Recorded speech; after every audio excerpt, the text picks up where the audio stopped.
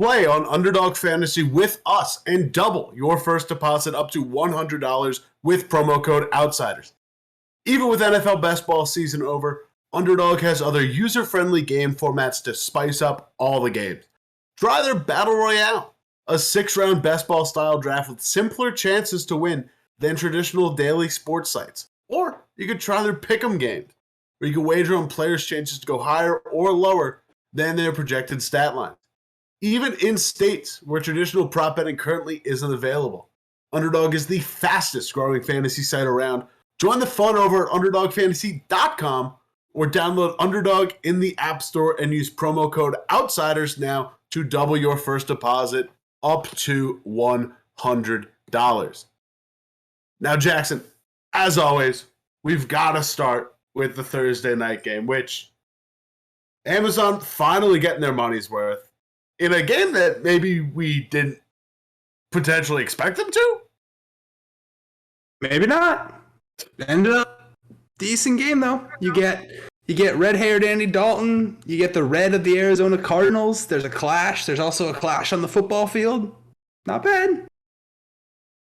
Listen, speaking of a certain red-headed quarterback, that is exactly where our first take of the night is headed. First take, of course, comes from Ross Tucker of the Ross Tucker Football Show, who's got a bit of an interesting one, Jackson. Let's hear from the man himself. The game 42-34. I mean, think about that compared to the last couple Thursday night games. It started off wild. Andy Dalton had a bomb to Shaheed, like a perfect pass on a deep post. There were two defenders down there. Beautiful throw from Andy Dalton, who, this is going to sound weird, but Andy Dalton had one of the best games I've ever seen from a guy that threw 3 picks and 2 pick sixes. He really did. I mean, he had one of the best games I've ever seen from a guy that had 3 interceptions and 2 pick sixes. Now, Jackson, where are we putting this one on the meter? Andy Dalton had the best game of a quarterback who threw 3 picks and 2 pick sixes. What do I do with that, Cale? You cooked me the best meal I've ever had that had shards of glass in it.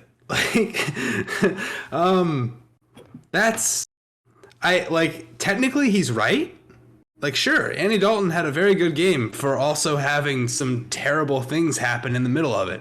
But if you're having to add that many qualifiers, I think it's a freezing take. I think that's what it is.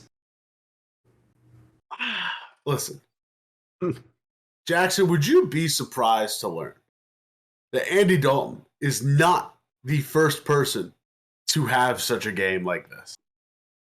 And by that, I mean, according to StatHead, Andy Dalton is the 4th quarterback to throw at least 350 passing yards, at least 3 touchdowns, at least 3 picks, and at least 2 pick sixes.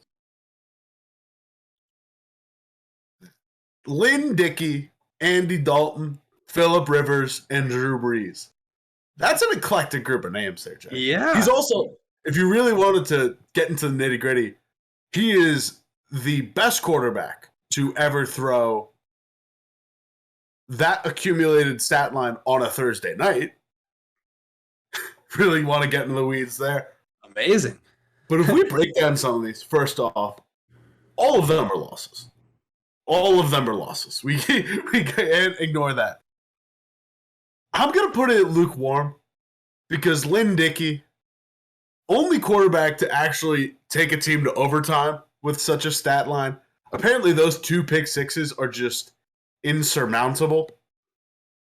But if we're looking at it, Andy Dalton had the 2nd best completion rating behind Lynn Dickey, had a better touchdown percentage than Lynn Dickey, had the lowest interception percentage of any of the 4 quarterbacks.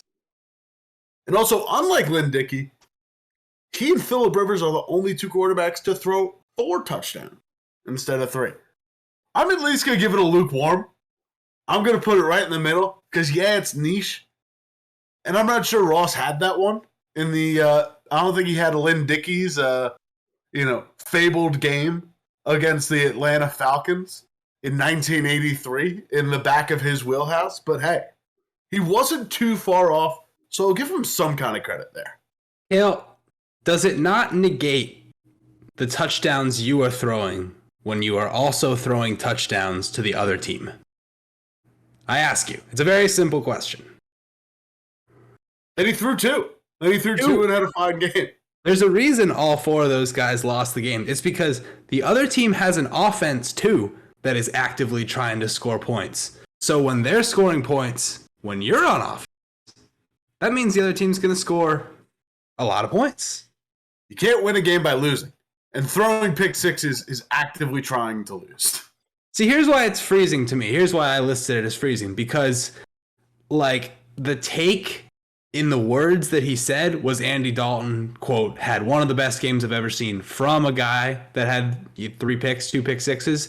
But the subtext, sort of the underlying message of that is Andy Dalton played well last night. And I don't think you can say that when Andy Dalton gave 14 points to the other team. If that's the subtext and Andy Dalton just played well, he played okay. He played serviceable. I mean, would you have rather had broken back Jameis Winston out there? I don't know. That's the thing, is I think when you put Andy Dalton in there, you're expecting like a 230-yard, 1 touchdown, no interception game, not a 350, 4-3. Like, that's what you bring Jameis in for. You bring Jameis in for the volatility. Andy's there to, like, ride the middle lane and try to deliver you a victory on the backs of your defense and Alvin Kamara, and that is not what Andy gave you last night. You're making some good points, Jackson. You're starting to sway me. Thank you. You're starting to sway me. I'm going to stick it at lukewarm just because of those 4 guys, I think he probably had the best game up there. But did any of those guys have good games? Whatever. It's you stick it lukewarm, pal. It's your world. That's fine. And listen, that wasn't the only thing to happen on Thursday night. No, sir. We had a bit of a doozy of a trade go down with Christian McCaffrey headed to the San Francisco 49ers for, as Arjun Manan, I believe, plugged it into the Fit Spielberger chart, the equivalent to a number 4 overall pick. A 2023 second, a 2023 third, a 2023 fourth, a 2024 fifth. That's steep pickings. What I will say, we're not here to talk about the trade and give hot takes about that. But we will, on occasion on this show, reward those who did have it right. And Charles Robinson could not have had it more right. Was taking laps all over Twitter circles last night for his takes on Christian McCaffrey. He had originally put out an article earlier this week naming 2 favorites for the McCaffrey sweepstakes, and that was the Buffalo Bills and the San Francisco 49ers.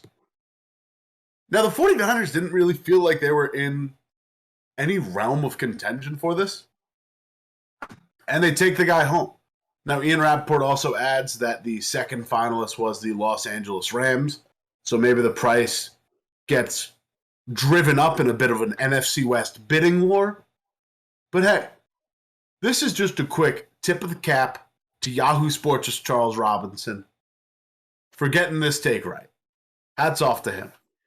I agree, and if there's one thing in hindsight that I would add, if we were looking between the Bills and the 49ers all along, the 49ers in hindsight make much more sense. It's a team that, I mean, throw out history, throw out the fact that the Bills are historically hungry for a Super Bowl. The Bills are in much better position from a roster standpoint than the 49ers are, both with injuries. Yeah, they need maybe some help in the backfield, but the rest of that offense is so explosive. The 49ers had already decimated draft capital in the Trey Lance deal. The 49ers have been close to 2 Super Bowls and not won one in the past 3 years, and the quarterbacking future is extremely murky. And like I said, they had already decimated their war chest, so this is them just pushing all the chips to the center, whereas the Bills are still set up pretty well to continue to build and rebuild and contend year in and year out. This 49ers team kind of coming to the end, certainly the end of their rope with Jimmy G. You'd love to think Trey Lance can carry you into the future, but you don't know if he's the guy. So if you're trying to go all in for this year, I mean, this was the move. Now is the time. I wouldn't call it the end of the rope for the Niners. They've got guys under contract. Their contract situation is much more mutable than the Buffalo Bills, considering Josh Allen's deal is starting to kick in next year. They just signed Von Miller to a 6/120 deal, which is really like a 3-year 60 deal. But yeah, their defense, a lot of young guys on the defense, but you got to pay a couple guys like Bosa. With a contract like Trey Lance's, it's a way more mutable situation where you can move the money around. Also, Christian McCaffrey, no dead money on this deal, which is great for them. They're basically paying him $1 million this year, half of which, because I think Carolina's taken half the contract. That bonus that Carolina gave him really freed up a lot of money. So now they can really work with the guy. They've got him hooked up for, I think, 3 years, 36 right now. And it's way more translatable for them to make it work.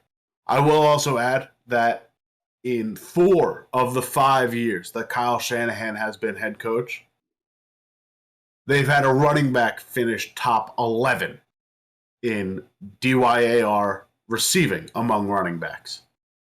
So it feels like the perfect offense and the perfect situation for Kyle Shanahan. But hey, we're not really here to give our takes, but we had to address it. We had to throw our hat in the ring here a little. And that'll take us into the bulk of our show, the league-wide take. And after last week's performance against the Philadelphia Eagles, I'm very happy to announce that I think the Cooper Rush, Dak Prescott starting quarterback conversation is officially behind them, which I'm glad it's over. I don't know about you. Pour one out, but also thank the Lord. Let's move on. Dak's the third best TVOA last year. He's the starter. Not just yet, Jackson. We're not moving on quite yet, because if you missed out on a couple quarterback debates, buddy, do I have one for you? In New England, it's Zappe hour. It's Zappe fever. People up in New England are talking. People in national media are talking. Matt Jones has been made readily available to play as early as Monday night. Bailey Zappe, 2-0, took the Packers to overtime in Lambeau, mind you. The CBS Sports' Pick Six podcast somehow stumbled into basically doing half of their podcast. A Week 7 betting preview, mind you. Half of their podcast on the Jones-Zappe starting debate. And basically, listen, I'm not going to play half a podcast for you, Jackson. He lost his focus. We can listen to that on our own time. But the crew over at the Pick Six podcast basically came to this. Zappe held his own against the Packers, Lions, and Browns, who are admittedly weak defense. But if you leave him in against the Bears, when do you bring Mac back? Are you going to bring him next week when you head to the Meadowlands against a surprisingly good Jets team? If you leave Zappe in, then he takes you into the bye, maybe, 5-0? Because if you beat the Jets if you beat the Bears, then you beat the Jets, all you've got left is the Colts, who are a very beatable team. Now Zappe's on a 5-game win streak. Then he's just your starter at that point. Man, it's a tough. He's played too well. He's put them in somewhat of an unenviable position. But, let's be honest, too. If you look at the numbers, each of them through 3 games this year, yes, pretty much every Zappe stat is better than pretty much every Mac Jones stat. But you have to take it in context of the opponents being faced and sort of what these quarterbacks were each being asked to do in the games they were starting. Mac Jones against the Baltimore Ravens was airing it out in a way that he's never had to before, and that's going to lead to some Mac Jones interceptions, Mac Jones's whole thing is ball control, and basically through 3 games this year, it was almost like, okay, year 2, Mac made the Pro Bowl last year, Mac does the gritty now, let's let him, kind of air it out and take more command of the offense. That's never what Mac Jones was meant to be. Bailey Zappe comes in, and all of a sudden they reel it back in. They say, okay, we are going to be that ball control offense. Okay, we do have Ramondre Stevenson, who's fantastic running the ball. We get a good push up front. Let's just go back to being who we are. Coinciding with a much weaker slate of opponents. You almost beat the Green Bay Packers, who generally are a good team and have underperformed this year. And then the last 2 weeks, tip your hat to Bailey Zappe. He's played well, but I don't think anybody's really going to be giving you, full-time starter consideration for beating those 2 opponents. Detroit, Cleveland. Those are two of the 6 worst teams in the league in my estimation. So I think as long as Mac Jones is doing what Mac Jones should be doing, which is essentially exactly what Bailey Zappe's been doing the last 2 weeks, he's still the guy. He's a first-round draft pick for a reason. Not only that, but I like your point about the fact that they really changed up the offense with Zappe, in the sense that there were the whole point of this offseason, the entire storyline of the 2022 Patriots offseason was detailing how there were 2 offensive coordinators, they were switching the system, there was new terminology in the building, and they ran that offense for 3 weeks. Mac Jones goes down, they put Brian Hoyer in, and they basically say, hey, let's just run what we've run in New England, what we ran under Josh McDaniels, we ran last year, Mac Jones, more play action, more pre-snap motion, run-heavy offense, and it's worked. What I do think is that Mac Jones elevates the ceiling of this team a lot higher than Zappe. I do think that with the emergence of a guy like Tyquan Thornton, there is more to be done downfield that Zappe's just incapable in terms of his arm strength. With guys getting open now, Mac Jones was throwing those balls to Devontae Parker, who's a 50-50 guy. He's a contested catch guy. Inherently, those balls are going into coverage. The emergence of Tyquan Thornton, however, now allows for a vertical field stretcher. Now allows for a guy who is actually going to get behind a defense. Is going to get behind a cover 2 if they're running it against New England. It's an extra level of offense that doesn't exist with Zappe. So let's put a stamp on it, Jackson. Their take: keep Zappe in as long as possible and ride him into the bye. Regardless of the win streak that he may or may not put up, you need to give Mac Jones as much rest time as possible for this high ankle. Here's the thing, that's 2 different takes, is what that is. Is it let Zappe ride, or is it let Mac be 100% healthy? I think you have to trust that Mac is, if not 100% healthy, close to 100% healthy. And on the other hand of the take, like if the take is purely just keep Zappe in as long as he's the hot hand, then that is a blazing hot take, and one that I do not put my stamp of approval on. But if we're just going on our take meter, slide whistle all the way up. I'm going to call it hot. I'm not going to call it blazing. I think there's a sense of rhythm you need to have in a The only reason I'm not calling it blazing is because there is the inkling of the Jones injury. Jones was the one who elected not to get surgery on this high ankle sprain to keep him in. So if he thinks he's able to play, I'll trust him. But I do want him healthy because high ankle sprains are nagging, because high ankle sprains cause, are lingering on stat sheets. It takes a while for return to play. As a bit of a side sprinkle, Jackson, This was kind of a throwaway in their pod, so I didn't want to present it as a full-on take. They started throwing out the conversation about New England and their playoff odds. Currently plus 196 at one book to make the playoffs. And their over-under is 8. CBS Sports Show's Will Brinson said at one point, heading into Week 13 against Buffalo, New England will be 8-3. They're 3-3 right now. That means they're winning their next 5. I won't make you put it on the meter, but what are your thoughts on that one? Is it? I mean, when I sat down and did the Patriots schedule start to finish this year, I had them starting 1-3. I had them winning their next 6 in a row. So it might be a hot take, and a lot's changed. The Zappe thing, the wrinkle being thrown in, not just that they lost 3 of their first 4, but the way they looked in losing some of those games, they've all messed with my mind.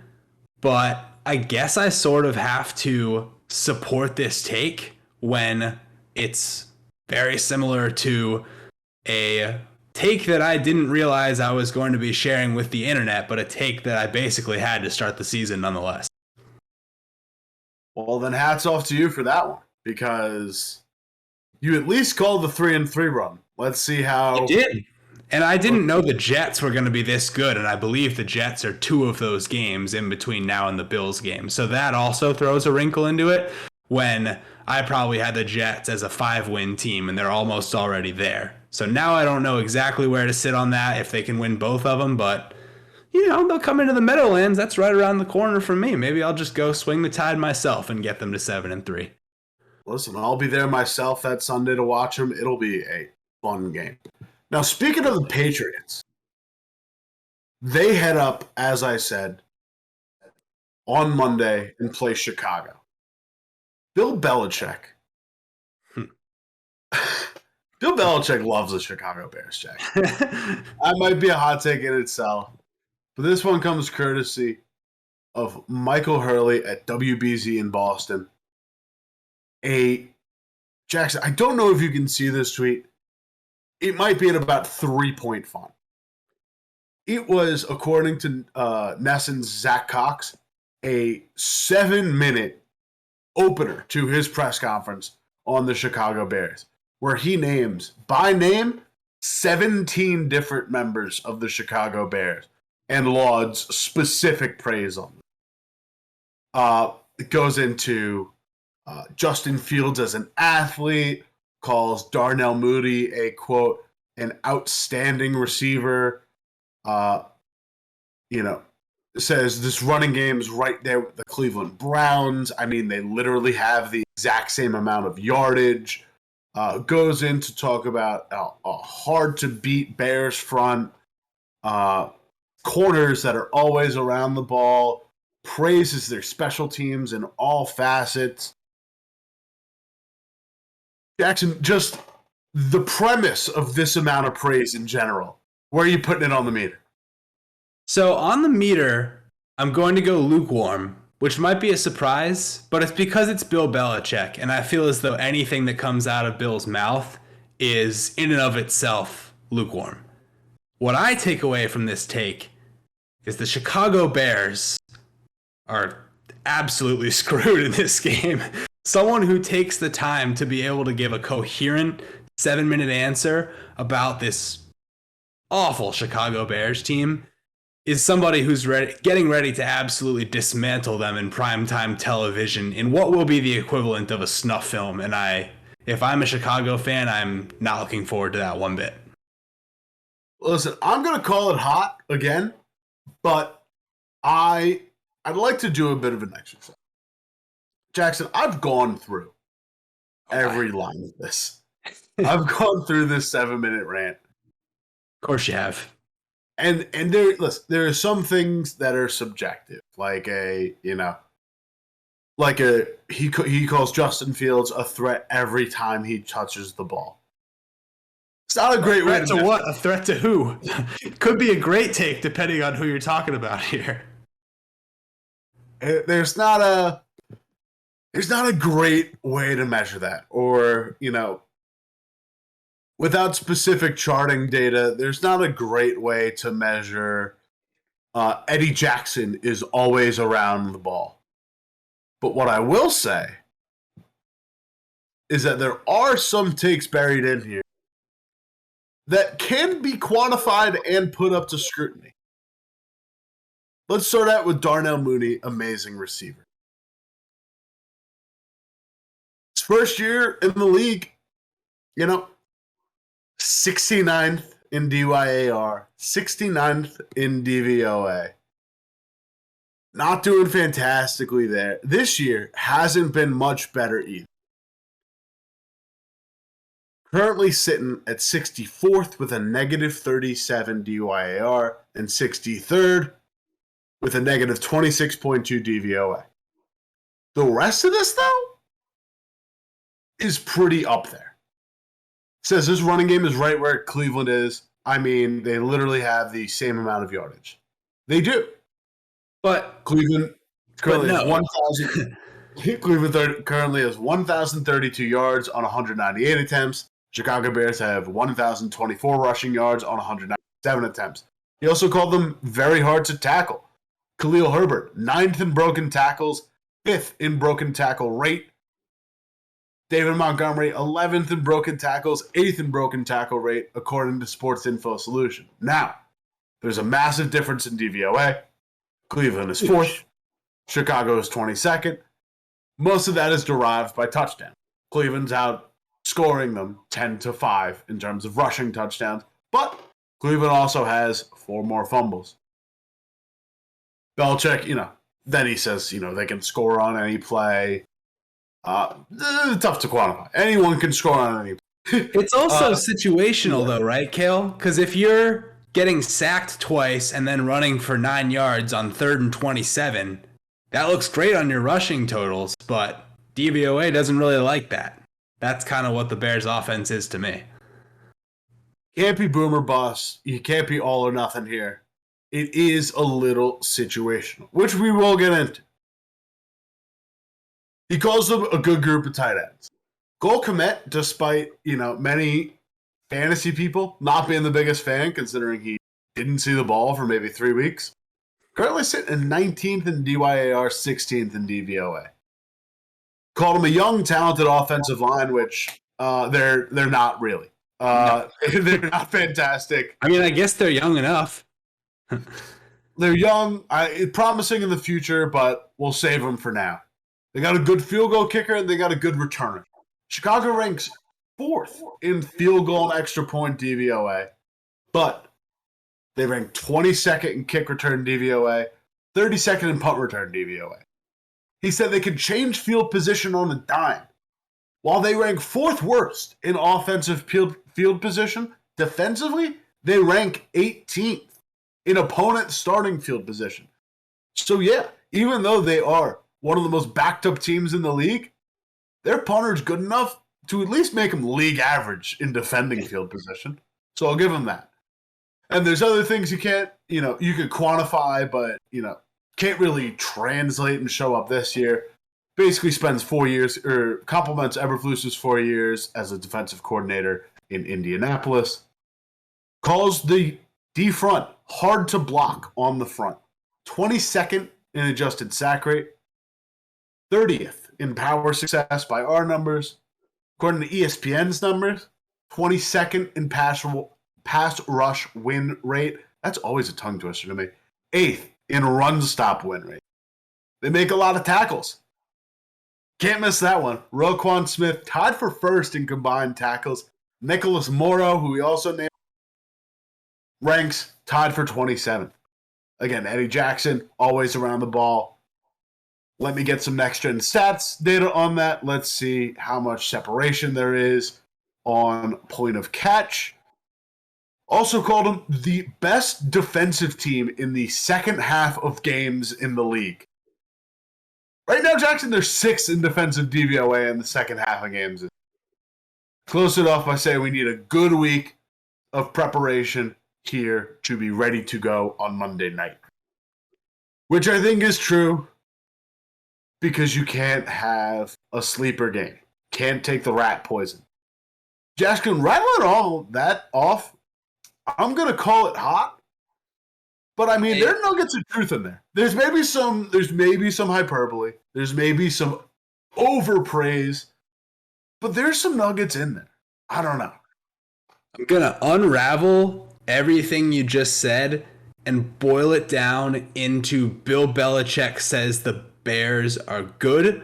And again, I'm sticking with lukewarm because I don't think Bill Belichick believes that the Bears are good. I think Bill Belichick is preparing to take the Bears apart, and he doesn't want there to be any bulletin board material, as there always is with Bill Belichick. He will absolutely never say a negative word about one of his opponents, and he just is getting ready to eat the Bears alive. That is my take on this. Listen, when you have a bad opponent matching up against the New England Patriots, you can almost guarantee Bill Belichick's going to do a tight five on how great they are. It's an intimidation tactic in a way, even if he doesn't mean it to be. It's like, oh man, Bill Belichick is deep in our tape. He knows a lot about us. He's going to be ready for us.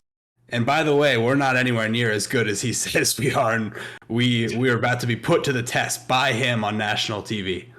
Yeah, he is holding you to a high standard when you're coming into town. Moving on over to Mike Renner of PFF on his little solo show, Talking Ball. Had a viewer question come in that I think you might like, Jackson. Let's take a look. All right, next question here. John Binner on Twitter asked this. Way too early 2022 NFL redraft top 10. This is a man after my heart right here. I live for redrafts. One of my favorite exercises to do. And like I said earlier, Jaguars, number 1 overall pick. You get a redo at this point. There is no one else you're drafting over Sauce Gardner. I'm sorry, you're not drafting anyone else over Sauce Gardner at this point if you were to redraft. And I don't think it's, truthfully, not close. That's how good he has been so far this season. Allowing 22.5 yards per game. Allowing 13 of 30 targets this season for 135 yards with 7 pass breakups. Leads the NFL with 7 pass breakups. He has been a shutdown corner, as you'll see in the league so far this season. Not just good for, a rookie, good for any cornerback at any point in time. He's been awesome.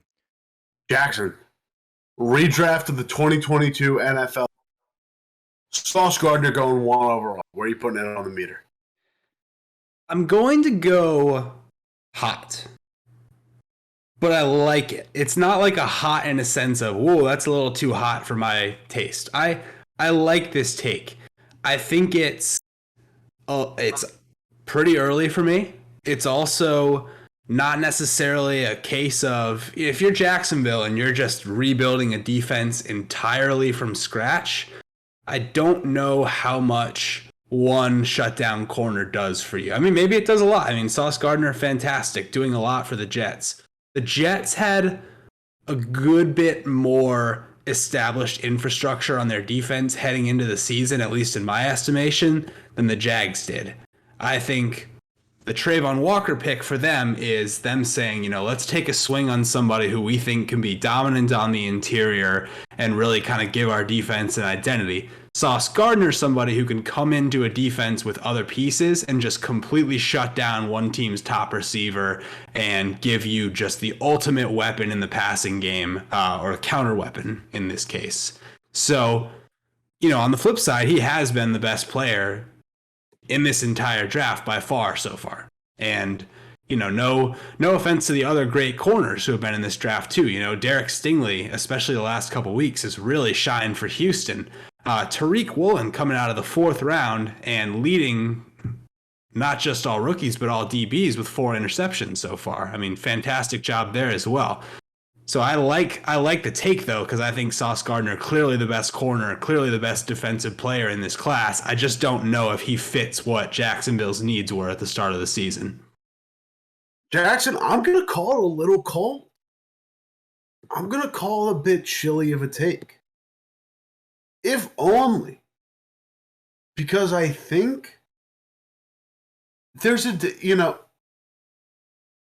biggest key for me is that he says it's not close. And if you look at the top 10 picks that were taken in this draft, even let's just call it top 5.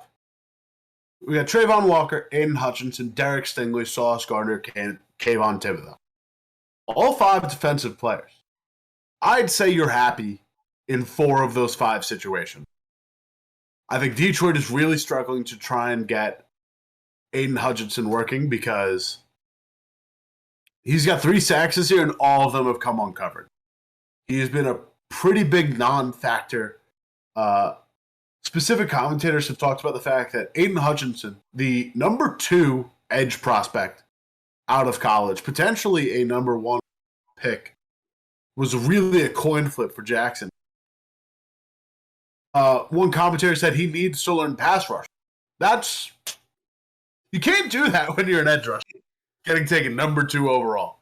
Yeah, and that's not just some commentator that said that. That's Jonathan Vilma, who was a great pass rusher and knows what pass rush technique looks like. Now, where I lie at the moment is Stingley is really up there. In terms of pure tape that's been put out so far, Sauce looks dominant. And admittedly, he's gone against a pretty decent group of receivers.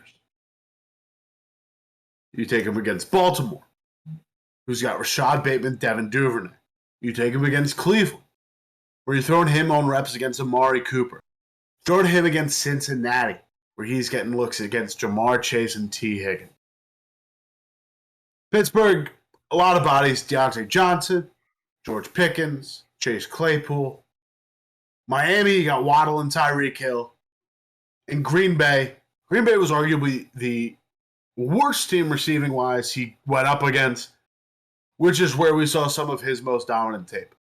And mind you, this isn't just a shutdown corner. This is a guy who forced a safety against Teddy Bridgewater off of a corner blitz. Like, this guy can do a little bit of everything, but I don't want to discredit the other 2 players in this class. Derek Stingley, like you said, has a worse roster behind him. It's pretty easy for Sauce Gardner to do what he can do when he has DJ Reed playing alongside him and Jordan Whitehead and LaMarcus Joyner over the top of him. Like, that's a really good unit in there that they've done a great job putting together. And Robert Saleh's main focus is he turned around an underperforming squad of secondary members in San Francisco and turned them into a top 5 defensive pass cover. So I think he's got like everything going for him. In terms of raw product, Stingler doesn't have nearly the amount of help. He's got Jalen Pitre, Jonathan Owens, and Steven Nelson. You know, it's definitely not as much going his way. But what I love about Stingley is he's doing the same thing. He's going up. He's probably getting year 1. And he's had a much worse slate. You know, he got the Colts in a tie. He locked up Cortland Sutton. He gave Cortland Sutton fits. Again, we just talked about Chicago's receiving core. Too much. You go up against a Los Angeles team without Keenan Allen, and then you get the win against Jackson before you head into your bye. I think the biggest thing for me, and Derek Stingley, by the way, Mike had talked about his pass coverage numbers. He's only allowed 1 touchdown. He has 7 pass breakups and a pick. Stingley, 5 pass breakups and a pick. 15 of 28 allowed, only 2 more passes than Sauce for 199 yards, which ups his 7.1 yards per target up a bit. Hasn't allowed a touchdown, though. I like him a lot because of his versatility, his ability to play press man, to really lock in on a guy, follow him around the field, go one-on-one, and also shift into his own, and also have, that ability, that knowledge, that skill set to do both. And then, of course, we can't forget about Tariq Will. 12 of 23 allowed, 52.2% completion rating, 161 yards allowed, which is about where Derek Stingley's at in terms of your target, 7.0 in favor of Will to Stingley 7.1. Also has not allowed a touchdown this year. 3 pass breakups, 4 picks. I'm making it chilly because, listen, edge guys aside, I just don't think it's that big of a runaway. I think Sauce is getting a lot more help. I think Sauce is in infrastructure to capitalize on his skill set. And I just think if the other 2 players were in better situations, they'd be a lot better off. If they had a little bit of help, a little bit of infrastructure, especially on Woolen's end, where Woolen is kind of getting let out to dry by the rest of this defense, I think it'd be a lot closer in the cornerback conversation, let alone in the number 1 overall conversation. I know this is a very, granular, stat-driven show, but isn't Sauce just the guy out of those 3 corners? Isn't that... I know we say this way too often now, but isn't Sauce just him? And that's why he's marginally better in some of these statistics, especially the yards per target one. That one really stands out to me as Sauce is allowing a full 1.5 yards less per target than these other corners. And that's where I think he definitely has a slight edge so far on the other 2. But from a personality standpoint, from a ball hawking standpoint, just the way that he owns the bright lights of playing in New York and snatches cheese heads and wears them off the field. Isn't he just the guy that you want on your team? So from that perspective, maybe it's not a runaway. Maybe these other 2 corners are also very good football players. But don't you want him? Isn't that the guy you want on your roster? I mean, the cheese head seals it, right? And not only going out and basically Babe Ruth calling your shot, picking number 1 on your jersey as a rookie, buying it away from another player. But just, everything else, how he's spoken in press conferences, the confidence that other players exude about him, and just how, just the effusive praise that gets poured onto this guy. Yeah, that is a very good point. The Buffalo Wild Wings commercials, the quotes coming out from him and Breece Hall looking at each other saying, bro, we're so good. I mean, his name, and Derek Stingley, also very good corner name. But when you hear Sauce Gardner, aren't you just afraid to throw at that guy? Just every possible tangible, intangible, and everything in between is in Sauce Gardner's favor.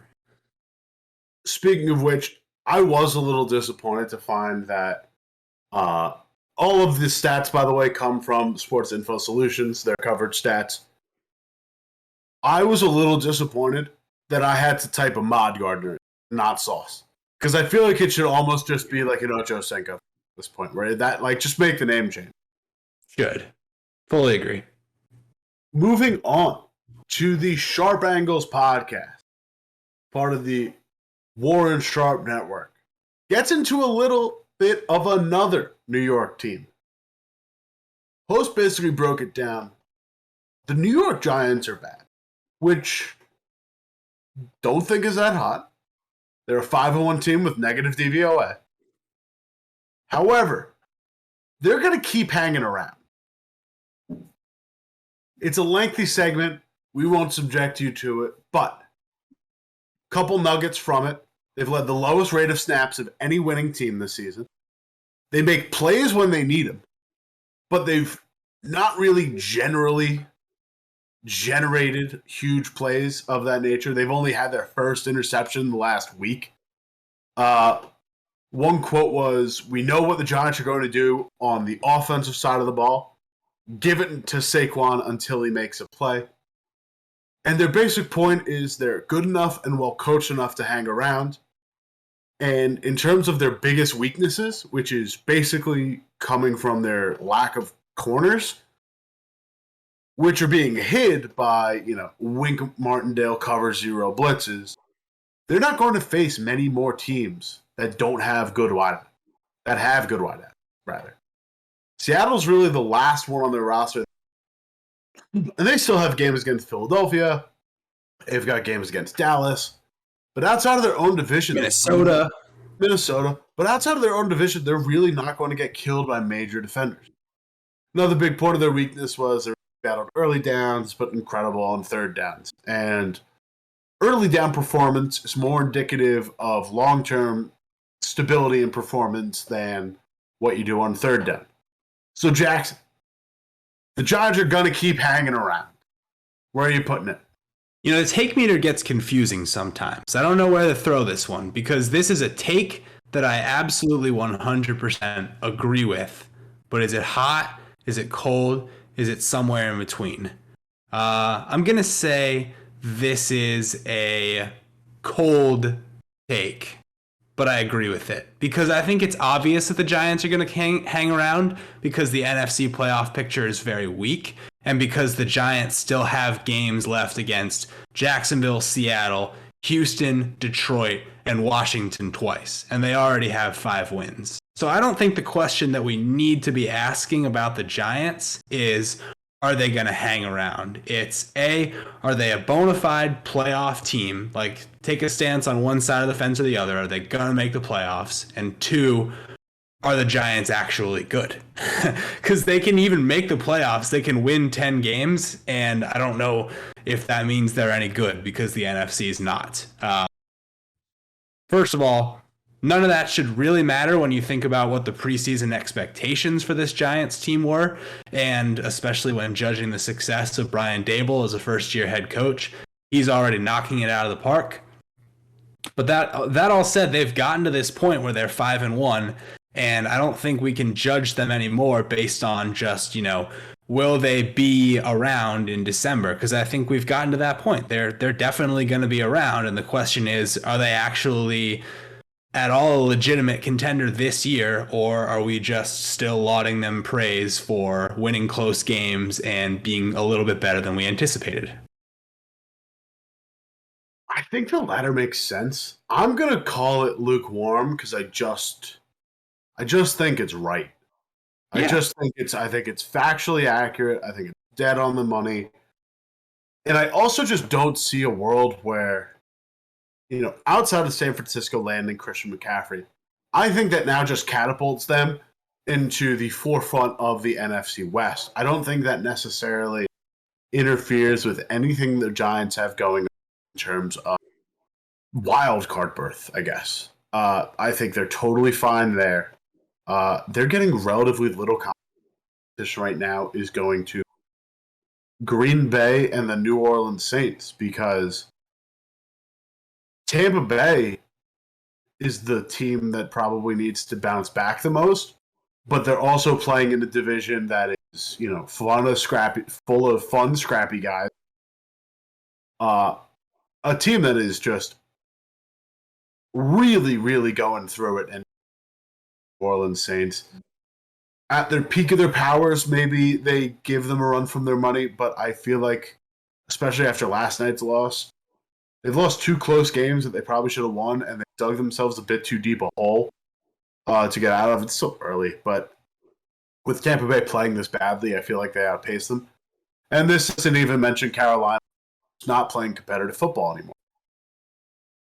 I'll chalk it up a lukewarm take. I don't think the Giants are really going to get much competition in the wild card, at least not enough where they're going to miss any sort of potential playoff window. I mean, so this is a hotter take. You're like staking your claim that the Giants are going to make the playoffs. That I would say is in the upper tier of lukewarm, bordering on hot. Like if you're taking the stance right now that this team with a negative DVOA is a playoff team, respect. Like I'm 50-50. I don't for sure know that they're going to make the playoffs. The thing is, you brought it up. The competition for them to make the playoffs, very, very subpar right now. Even if both the Packers and Bucks bounce back from their 3-3 records and kind of get back to where they are and what we expect them to be and assert themselves in the wild card picture, the Minnesota Vikings are also 5-1 with a negative DVOA, and they play the Giants. So that could easily be another team that falls below the Giants. But this take is not staking its claim that the Giants are going to make the playoffs. This take is just saying, oh, they'll be there. Of course they're going to be there. The NFC's super weak, and they already have 5 wins against maybe the tougher part of their schedule. They have a lot of easy games left on their schedule. Then maybe that's the take I post at the end of the show and stake my flag in. I just don't see... Tease it? I just don't see 3 additional teams emerging. You can never count the Packers out when they have Aaron Rodgers, but there's enough of a headache in terms of a lack of belief in offensive that, a lack of receiving core. I don't see that changing really. I see Tampa Bay pretty easily bouncing back. I see just because they've proven it. They've had some level of success passing the ball, and I don't get why. We'll get into Tampa Bay. But yeah, outside of the Cowboys being a resurgence with Dak back, I just don't see a window where Giants are playing the 14th schedule in terms of difficulty according to our numbers. I just don't see 3 teams jumping them when they've got a 2-game lead in most cases on their next closest competitor.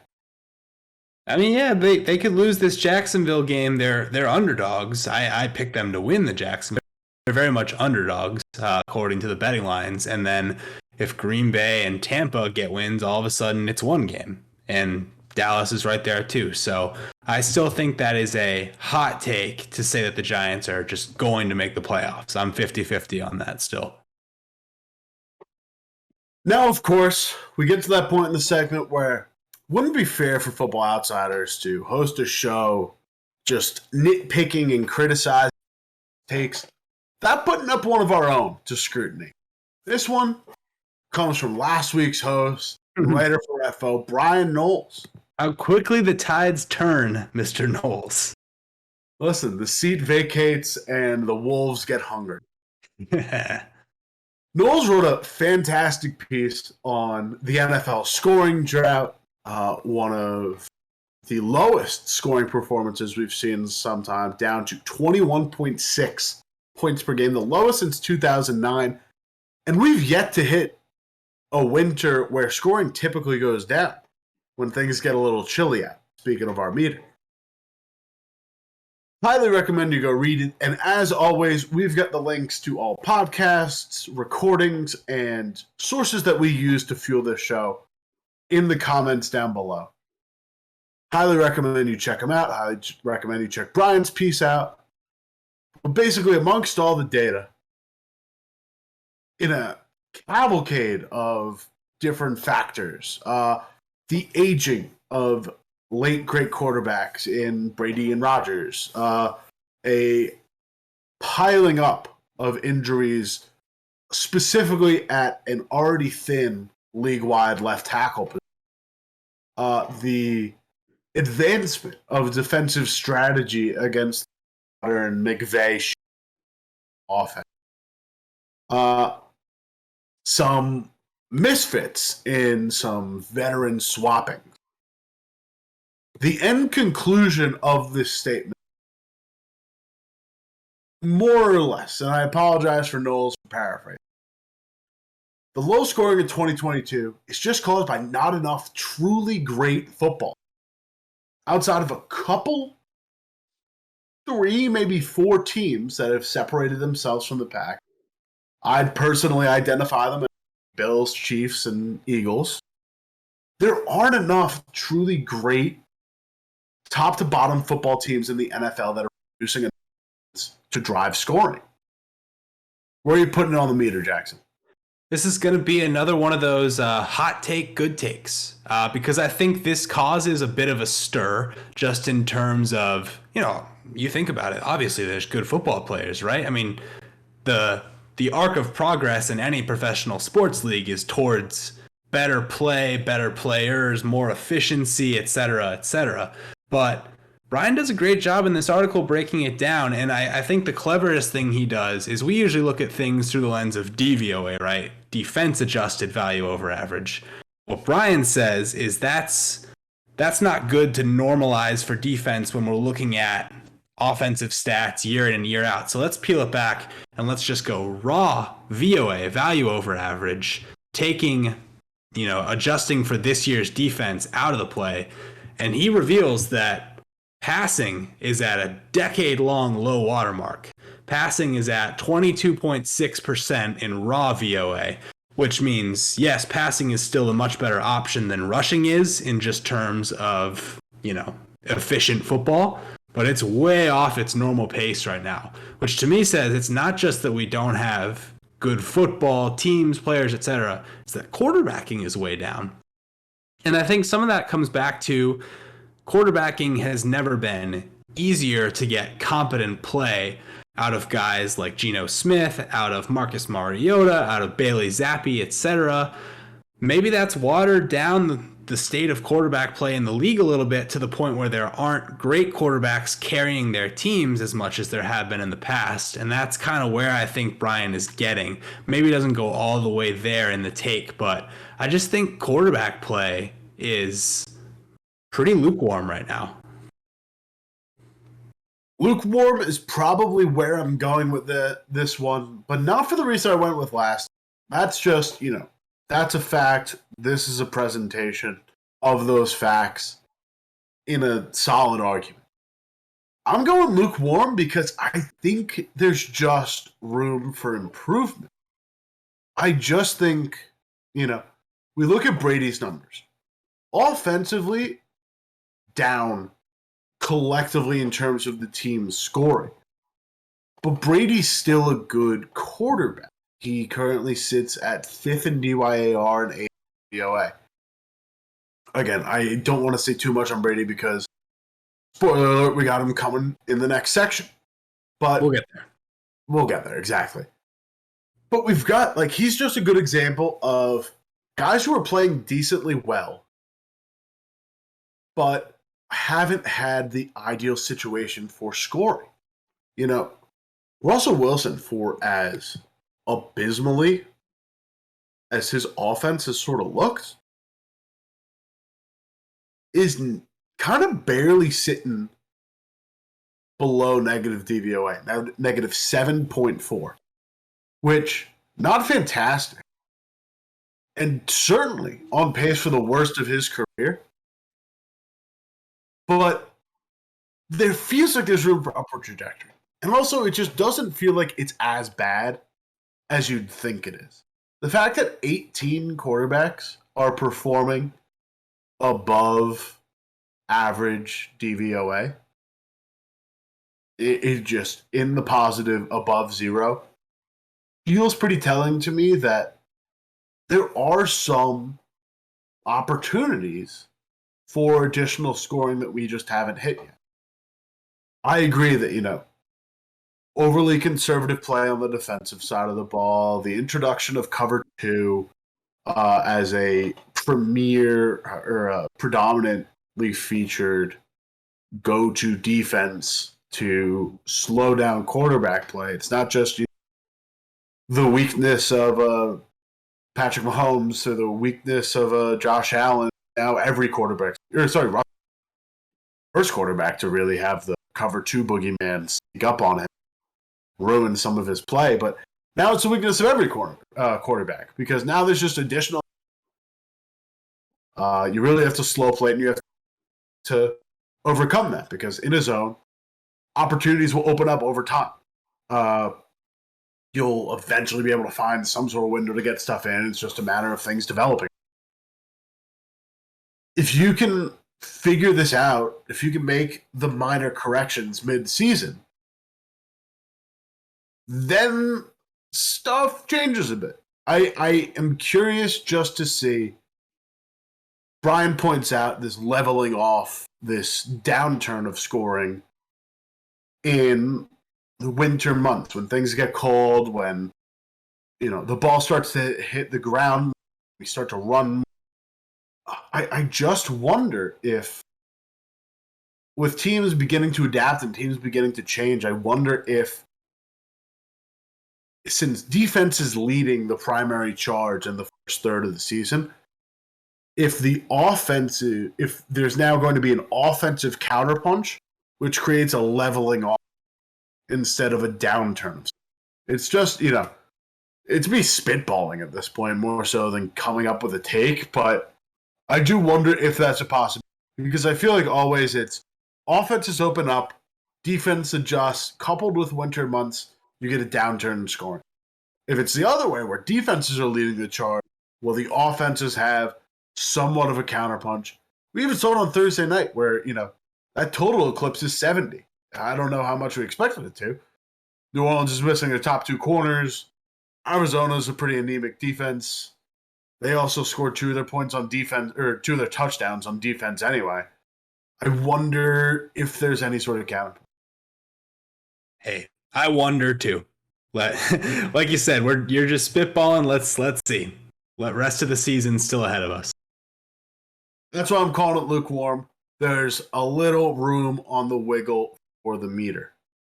Let's dive into some fantasy takes. And this is what I was kind of saving up for. Let's kick it off with Underdog Fantasy. Sponsor the show, might as well. They do a nice little show over there called Stats versus Film, where they give takes on all 32 NFL teams, which, valiant effort that they're giving fantasy advice and fantasy takes for every situation across the NFL. They had a little take on old Tommy Boy. Let's take a look. The dude's not open. He sees 35 with the back of his helmet to the quarterback. The ball is already released. There are safety coming underneath and a safety going over top. This is more or less triple coverage. And he threads it for a beautiful ball to Chris Godwin as a vertical player down the field. And then there are other ones too, where it's like the wide receivers aren't necessarily creating separation, yet the throws are getting there. And this was a dot to Russell Gage in the end zone that he got his hands under. It looks like from this angle, it hits the ground. It's because it goes directly through Russell Gage's hands. Yeah. Like all of these throws. And then there was one later to Cade Otton, which how can you trust 88? Did it. Oh, it's very similar to this one. Yeah. How can you trust 88, who's a rookie tight end for you, who's not filling in for Rob Gronkowski? 41, back of your helmet. This conceivably is not open. And then it's just a perfect pass. Tom Brady is not the issue for this team. And I continue with huge optimism for Tom Brady for the rest of the season. Again, I will keep bringing up, I know the offensive line talent has diminished because of injuries and because of players who have left, but this eerily reminds me of his first season in Tampa Bay, where they took about half the year to get to their, full throttle best offense. And then they hit their stride to win the Super Bowl. Not saying they're going to do that, but with the NFC so wide open, if they just get good in weeks 14, 15, 16 and beyond, it's a bit late, but that can get them as a huge, huge force once we reach the NFC playoffs. Tom Brady's not at fault. The golden boy is void of criticism. Jackson, put it on the meter. Hey, when you boil it down to that, if the full take is just Tom Brady's not at fault, I'm in between blazing and hot, and I'm just gonna go hot. But Tom Brady absolutely bears some fault for what's befallen Tampa this year. And you know what? Granted, some of the stats are still good. Some of the peripheral stats are still very good. Especially in terms of our stats, DYAR, even DVOA, he's still top 10. But you also have to kind of trust what the box score is telling you sometimes. You have to trust that Tom Brady's completion percentage is way down. You have to trust that his QBR is way down. The offensive line also bears a fair amount of the blame here, as Tom Brady will definitely tell you. He'll show cameras on national TV that the offense bears a lot of blame for this. But Tom Brady's 15th in QBR right now, that would be unprecedented. There's still got to be some blame put on the guy, and it's not like it's necessarily unexpected. Tom Brady's 45 years old, but you watch this team play, and there's a lot of just kind of out of sync with receivers. There's a lot of Brady getting the ball out so he doesn't take a sack. He's still good. There's nothing to say that Tom Brady is completely fallen off the cliff and can't play football anymore. But does he share some blame for some of the losses they've gone through? Is he the same old Tom Brady that he has been his whole career, and particularly the last couple years in Tampa? I think it's okay to say that he's not so far. Jackson, I hate to break it to you. You might be off on this one. You might be a little wrong. Brady's got the 4th highest completion percentage of his career at the moment. 67.2, which is only outdone by the perfect 2007 season, last year in Tampa Bay, and the 2016 season in New England, first for suspension. Again, early sample size, only 6 games under his belt, but he's been an accurate quarterback. He has been accurate. His completions were down in the Pittsburgh game. I shouldn't have said for the entire season. That was concerning to me that at one point in the Pittsburgh game, he was like 7 of 17. But in general, you're right. The completion percentage is still on par with his career average.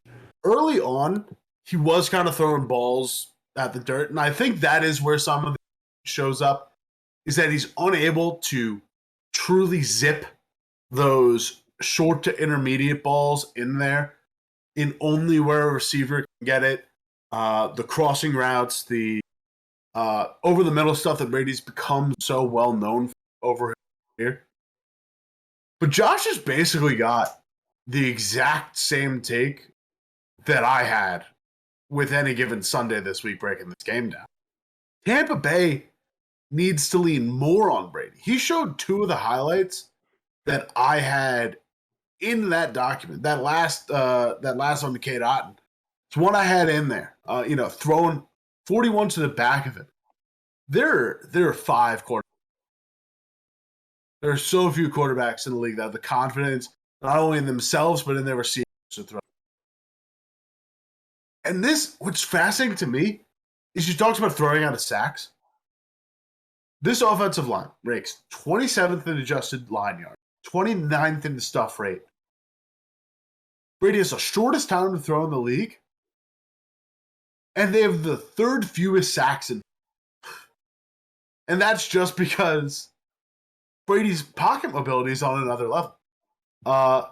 You go into stuff with Leonard Fournette, and he's been one of the worst running backs in football this year.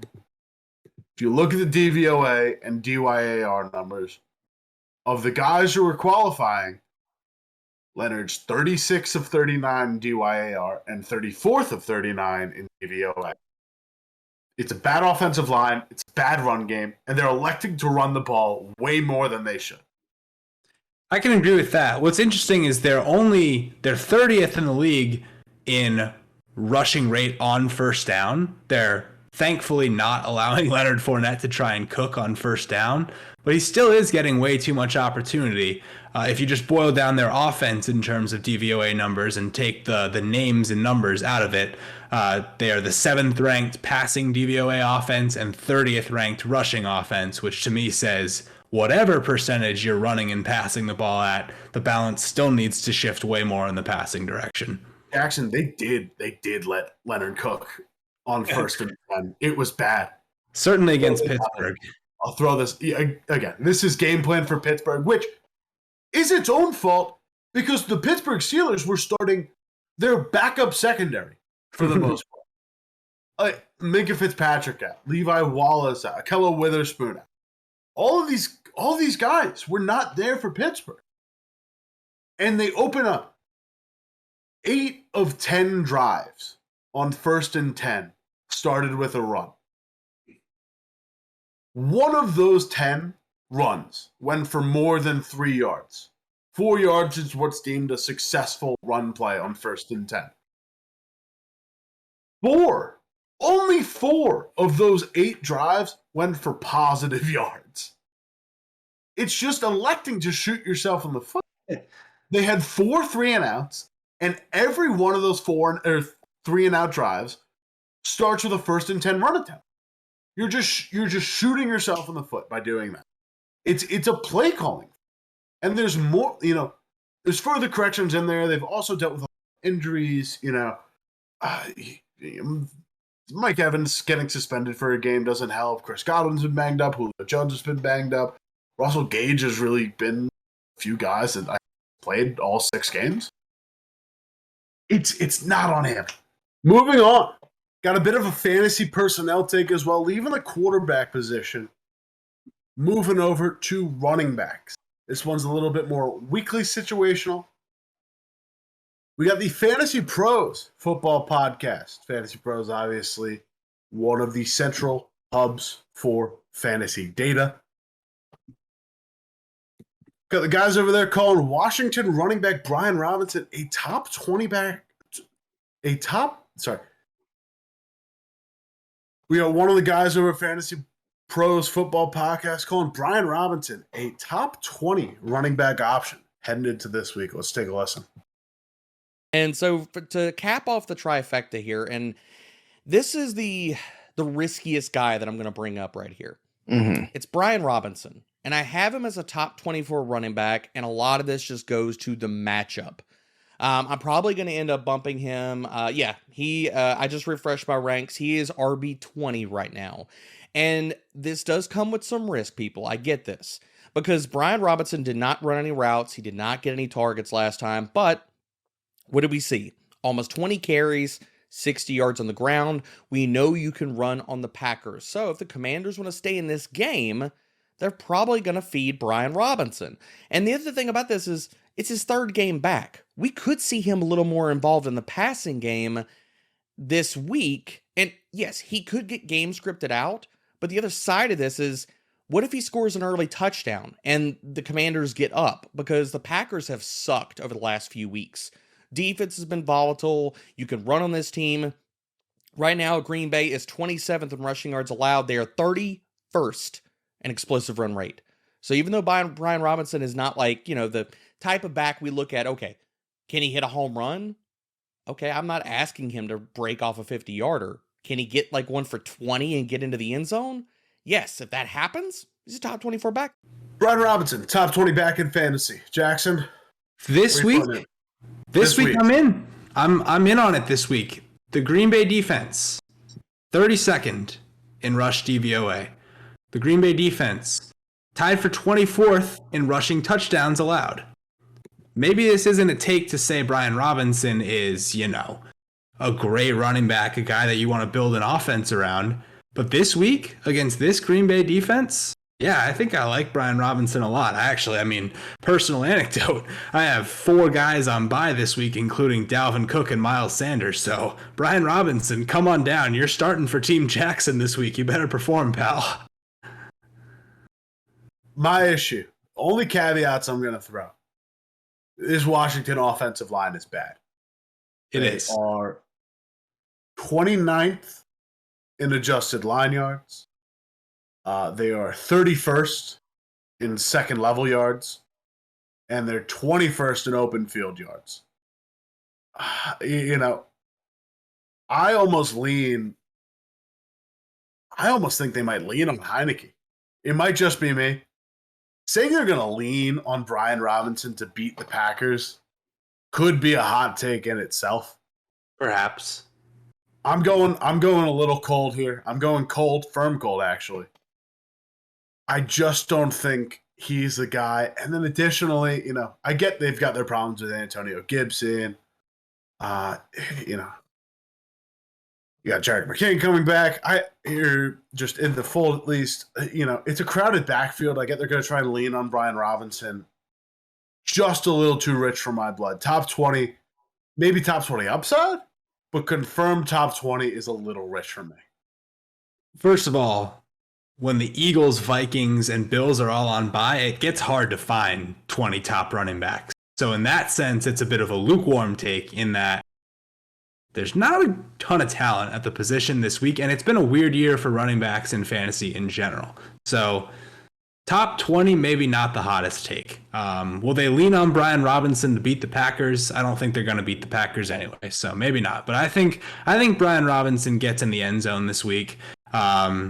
I don't think the presence of whether J.D. McKissic is there or not actually matters. Antonio Gibson is actually pretty good and looked pretty good last week, but they've shown a clear preference for Robinson to get him the touches, especially in the actual ground and pound game. And I think that in goal-to-go situations, they're definitely just going to give him the ball and see if it works. So from a fantasy perspective, those are all good things. Well, unlike you, I picked Washington to beat Green Bay in the FO staff picks article this week. I did, and I picked it mostly because I think they're going to lean on Heineke, and I think they got a great receiving trio in there, along with Logan Thomas, starting to appear a little bit more healthy on the injury list. I just, I think Brian Robinson's an asset. I don't think he's going to be the breadwinner this week. But speaking of those picks, Jackson, we're going into picks of our own. We're getting into the pick segment of the podcast. Let's kick it off with the Action Network. Action Network podcast co-host, who only goes by Stucky, to my knowledge, ended up picking Jacksonville -3 and went real sour on the New York Giants. We already had a bit of Giants talk early in the podcast, but let's get Stucky's take on the matter. So they have 5 one-possession wins on the year over the Bears, Panthers, Titans, Packers, and Ravens. They were tied or trailed in the fourth quarter in all 5. And the fourth quarter, they're outscoring teams 45-10 if you remove the intentional safety they took. So just getting every break is going their way late in games. Daniel Jones also hasn't thrown his picks yet, even though he's thrown a bunch of turnover-worthy throws under pressure. And here's what the Jags are going to do. The Jags run D, I love this year, and they are 6th in success rate against the run.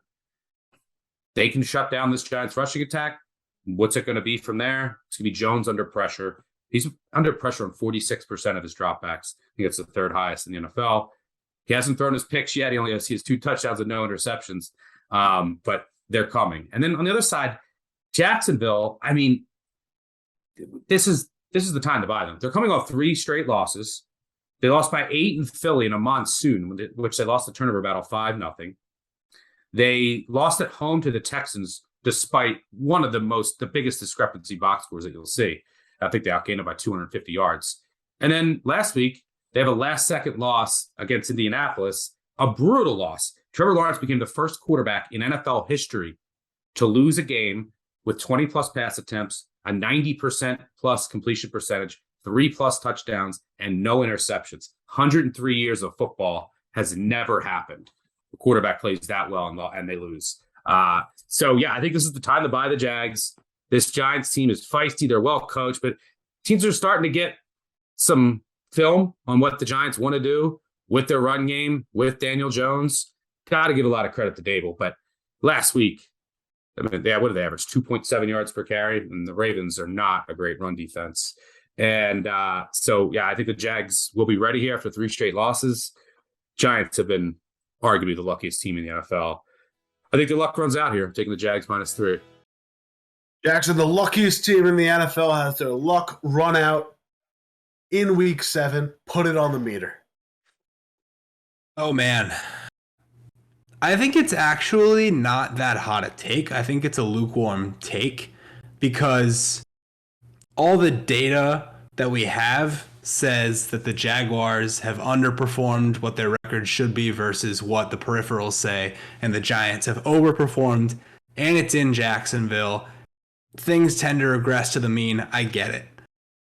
But I actually think the Giants are going to win this game still. And I think that because I think we've started to get to the point, and this was my staff pick as well for this week, so I'll put myself out there and say that I think the Giants are going to win. But that is because I think we've gotten to the point in the season where teams get used to winning and teams get used to losing. And I think this 3-game losing streak for the Jags, especially the Indy loss where they just blew it, whereas the Giants have such good vibes right now. I mean, we've talked at length, Cale. Vibes matter.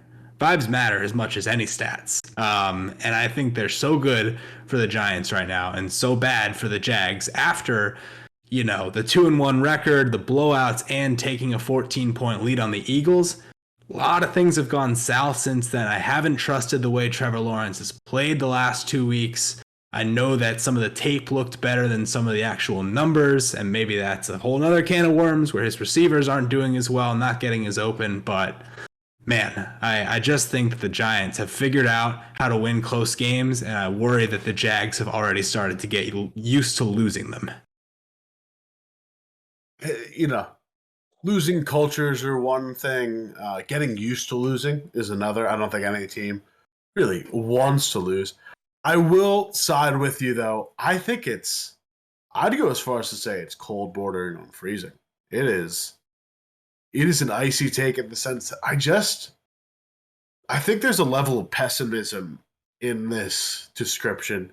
Earlier on, he mentions, the only loss that this Giants team has had is to Cooper Kupp, which should count as 2 losses, and boiling a lot of these one loss or one score victories down to these, just over trivializing them. They've beaten, 2 good quarterbacks in Rodgers and Lamar. They've schemed this team really well, and Brian Daboll is just a creative mind.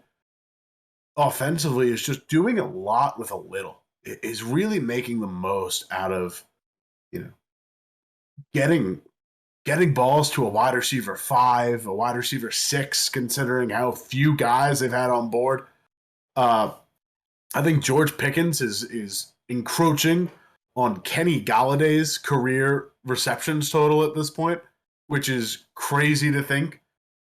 Yeah, I think he's within 10 at this point, which is a full year's worth of difference considering how little they've gotten out of him. They've not gotten a lot out of the players that they thought they'd have the most of.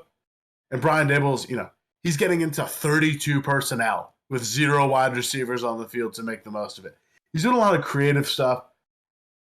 I get the performance hasn't lived up to expectations. They're a 5-1 team with negative DVOA. There is no way around that.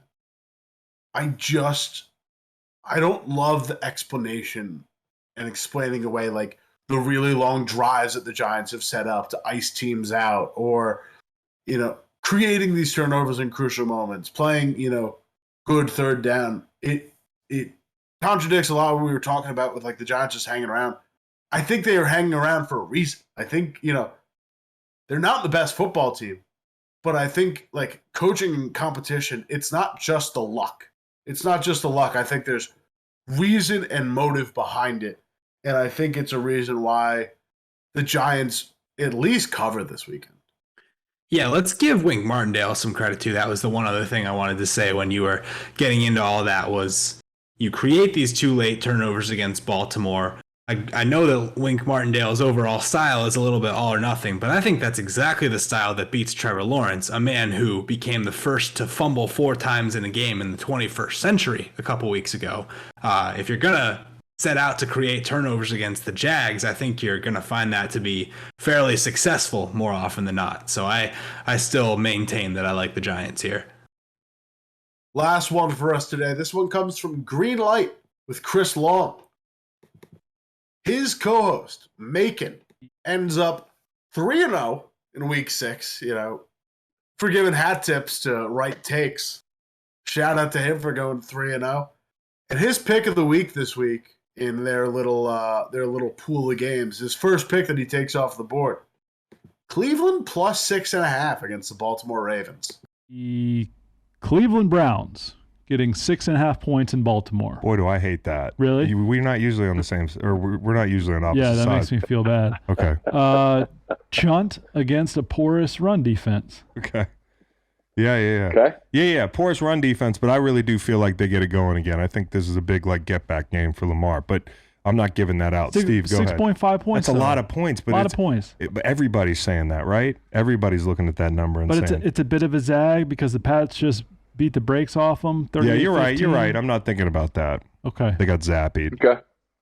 After getting zapped in week 6, the Browns cover plus 6.5 against the Baltimore Ravens. Jackson, put it on the meter. Spicy, man.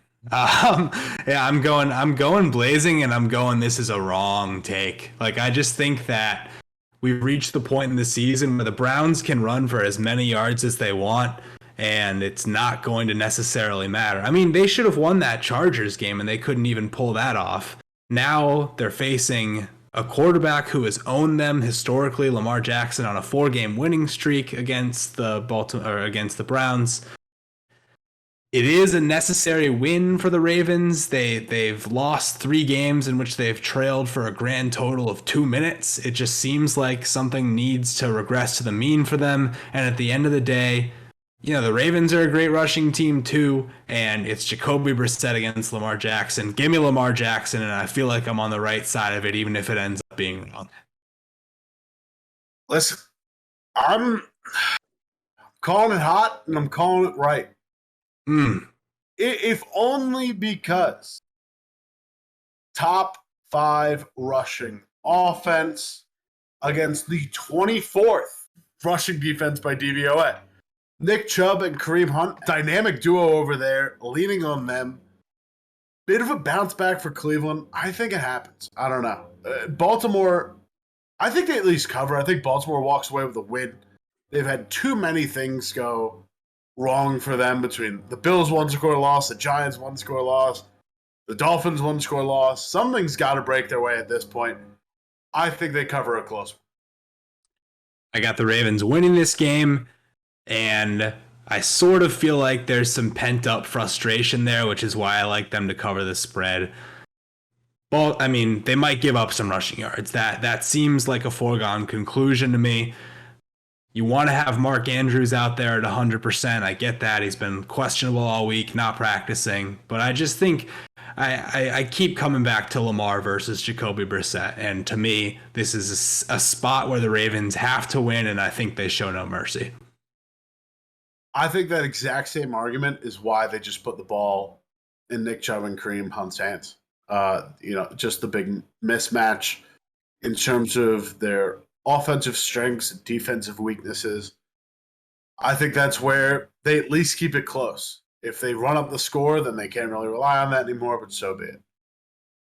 That'll do it for the Week 7 edition of The Takeaway. Jackson, as always, we close out. We leave ourselves a nice minute or two to put ourselves out there. We can't be the arbiter of takes without giving the people some fodder. Jackson, as your first time on the show, do you got anything to get off your chest? You know what? I'm not shying into this one, folks. I'm not going to give you a lukewarm and claim it's a spicy. I'm really going to do this. This makes my stomach absolutely churn. But we did a little thought exercise this week on Football Outsiders as a staff, and we said of all the teams that are 2-4 or worse. So basically that means of all the teams that have losing records right now, who is most likely to make the playoffs? I will reiterate, I will stand on the table and say the Las Vegas Raiders are more likely to make the playoffs than the Arizona Cardinals, than the Denver Broncos, than the Jags, and all in between. Do I have very solid statistical backing for this? In terms of DVOA stats, no, I do not. But the Raiders are still up there in terms of the Dave projections, aka preseason what we thought combined with this year. They're still the 16th ranked team. So despite the fact that they have underperformed and underwhelmed, they're still a talented football team. They should have beaten the Chiefs. That was a bad loss in terms of them making the playoffs because they needed that game and they outplayed the Chiefs for the most part. But you've got an offense with Devontae Adams still doing Devontae Adams things. Josh Jacobs averaging the highest yards per carry of his career by far. It's an actually efficient Josh Jacobs, and that's a scary thought. The Raiders only play, I think, 4 more teams with winning records, and 2 of them are in their division. And the other 2 are the Titans and Colts, which don't scare me at all. I think this is a soft schedule for a team that can get right against the Texans this week and fight their way back to 500. Jackson, I don't think anything would be more blazing than my pick of the Detroit Lions. That is way more blazing. Way more blazing. But I like where your head's at. The connection's got to come together at some point between Derek Carr and Devontae Adams. Defense hasn't been as bad as it's been in years past. I really like the duo of Max Crosby and Chandler Jones. I think the additional acquisition of Rocky Sin has paid dividends this offseason. I think that was vital to them having any chance this year. And I don't hate the take. What I do hate is picking an AFC team just because that conference is already so stacked. It feels like any team with a losing record just has an uphill battle to make the playoffs. But when you look at it, there's a lot of 3-3s in the AFC. There's a lot of Ravens, Bengals. The Chargers are 4-2, but by all, they should be 3-3. And the Colts and Titans each only have 3 wins, despite both being over 500. So we're still early enough that the Raiders win this game this week, get to their 2nd win. Somebody's got to lose that Tennessee-Indy game, so they'll still be at 3. I think there's a lot. It looks worse than it is because they're only a game or a game and a half back of most of the teams they need to surpass. Yeah, but we've already, kind of penciled in the Patriots for the playoffs in a loose pencil. I think two teams in the AFC North get in. If the Chargers keep sticking around and don't win their division, they get it. Something's got to give at some point. The slots fill up. But of all those candidates that have 500 or subpar records, at least sub 500 records, I like the pick of Vegas. I think I'm just going to stick with mine from earlier in the show and just say Giants make the wild card. I think that is enough spice, enough heat in there to carry me the rest of the way. And we already kind of got it. Do you have any additional thoughts on it? I think we've talked enough. Too much G-Men for the show. Too much G-Men. I'm not as sold on it as you are, but I think it is a close to a coin toss for me. And if I had to pick heads or tails, I guess I would pick that the Giants make the playoffs. But I'm not willing to stand on the table for that one. Well, there you have it. Just as we have done for most of this show, now you can take our picks and nitpick them and throw your own stats at them. And you can tear us apart in the comments if you want, or you can agree with us and get on our bandwagon. That's why we do this show. We love talking takes. But that's been the takeaway. Jackson, thank you for joining me. We'll be doing this a lot more. I'm very excited about it. For Jackson, I'm Cale. Thanks for watching. We'll see you next week.